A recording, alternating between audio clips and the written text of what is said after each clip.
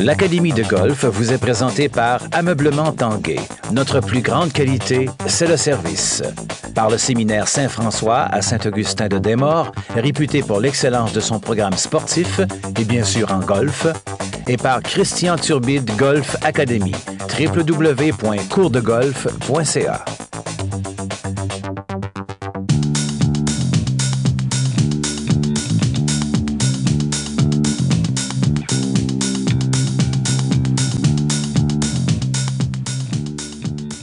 Bienvenue à Golf Academy. Salut Stéphane. Bonjour Christian. Ça va bien? Oui. Alors Stéphane, aujourd'hui, ce qu'on va faire, on va traiter d'un élément important qui est impliqué dans tous les coups de golf. Comme on a beaucoup de bâtons au golf, les angles sont différents. Donc aujourd'hui, on va traiter des effets sur la balle, OK? Les effets que les bâtons vont créer entre eux parce que souvent, il y a beaucoup de golfeurs à qui je donne des cours qui vont m'amener des interrogations sur ce qui produit l'effet par rapport à un bois numéro 1, par rapport, exemple, à un fer numéro 7, OK? Je vais te faire un exemple rapide. Si je fais un élan, OK, avec un bois numéro 1, OK, un élan qui n'est pas tout à fait correct au niveau de la frappe, puis qui va produire, OK, puis qui va produire, comme tu le vois, une trajectoire vers la droite. Qu'on appelle la slice. Communément. Et voilà. Si je prends un fer 7, OK, je vais produire exactement le même élan, OK? OK. Qu'est-ce qui arrive sur la balle? La balle est restée droite. Absolument. Rester très, très droite. Alors, j'ai souvent des élèves qui viennent me voir et me disent « Christian, avec mon fer 7, ma balle, elle va toujours droite. Mais avec mon bois 1, ma balle, elle va croche. Donc, nécessairement, c'est parce que mon élan n'est pas correct avec mon fer 7. Faux. L'effet est produit, OK, avec le bois numéro 1 parce que la face de bâton est très droite, donc il va y avoir beaucoup d'effets de côté. Donc, la personne ou le golfeur ou la golfeuse vont faire exactement le même élan avec les deux bâtons, OK? C'est faux de prétendre qu'ils vont faire des élans différents. C'est le bâton permet un peu plus d'erreur vu que le fer 7 a un angle qui est beaucoup plus prononcé. Donc, des effets... On parle de l'angle qui est ici, là, qui va être plus prononcé. Absolument.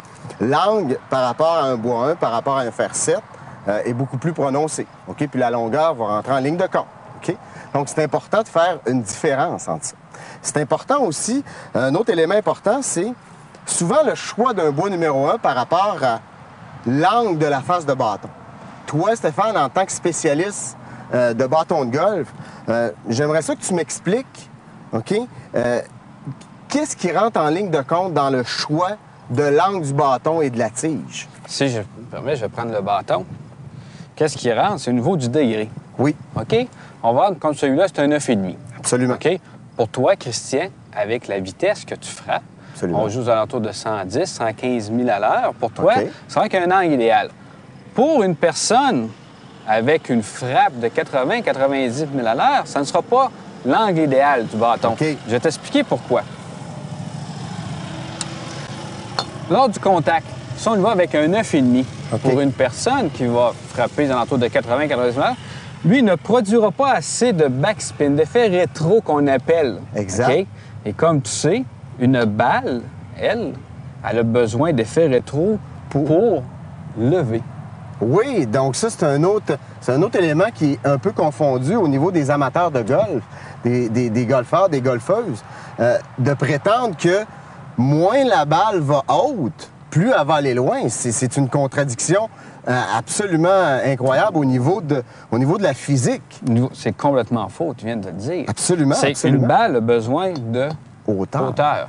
C'est pour ça qu'un amateur va avoir besoin, peut-être pour eux autres, d'un loft qui va être de 11, 11,5. OK. Et je les encourage à y aller plus vers ça. Parce que la vitesse diminue, donc nécessairement, ça prend un peu plus d'angle. Un peu plus d'angle, qui va donner un petit peu plus d'effet rétro à la balle. Qui va permettre à la balle de monter et de gagner de la distance. Donc ça, c'est un élément extrêmement important dans le choix d'un bâton de golf. C'est l'élément primordial. Primordial, l'angle de la face de bâton. L'angle de la face de bâton. Absolument. Donc, puis une tige, nécessairement une tige qui va être adaptée. Une tige qui est adaptée, parce que si on y va avec une tige qui est, on pourrait dire, trop ferme, ou trop raide OK. va encore donner un effet, produire un effet de slice. Absolument, absolument. Ou au contraire, une tige qui va être trop molle Absolument. va donner un effet de hook. OK. C'est que tout le monde pense que la tige, à cause qu'elle est trop raide, elle va donner un effet de hook OK. et trop molle, un effet de slice. OK. C'est complètement le contraire. Contraire. Parfait. C'est pour ça, il faut Bonne. faire bien attention. Merci de cette interrogation-là. Puis on parle d'effet rétro. J'ai souvent des questions là-dessus. L'effet rétro. L'effet rétro, c'est quoi? En anglais, le backspin. Souvent, je me fais poser la question, qu'est-ce que... Christian, j'aimerais ça que ma balle arrête sur le verre ou recule. On voit ça à la télévision chez les professionnels de la PGA puis les femmes de la LPGA. Les balles reculent beaucoup sur le verre. Les gens sont capables, dans l'amélioration générale de leur swing, de produire de l'effet rétro. Ça prend vraiment 4 conditions importantes pour produire de l'effet rétro. Tu les connais, je te les donne. La première, c'est la qualité de la balle. Okay, c'est important aujourd'hui sur le marché. La technologie permet d'avoir une qualité de réponse de la balle qui permet d'obtenir vraiment un effet rétro prononcé. Premier élément important. Deuxième, l'angle. Hein, un angle plus c'est prononcé, nécessairement, on vient de l'expliquer, ça va produire donc un pitching wedge va avoir plus d'effet rétro qu'un fer 5, exemple. OK? L'autre élément important, c'est la propreté du bâton. OK? Pour que il ne puisse pas s'introduire entre la balle et le fer au moment du contact de saleté, pour pas que ça fasse diminuer l'effet rétro. Donc ça, c'est important aussi.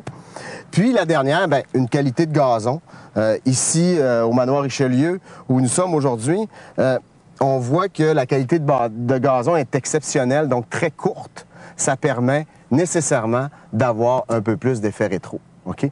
Donc, on voit que l'effet sur la balle va avoir beaucoup d'importance dans le jeu de golf, vu qu'on a beaucoup de bâtons à contrôler. OK? Merci Stéphane pour ton explication sur le choix des bois numéro 1, ce qui est très important à retenir pour les golfeurs et golfeuses. Alors là-dessus, on se voit la semaine prochaine pour un autre Golf Academy.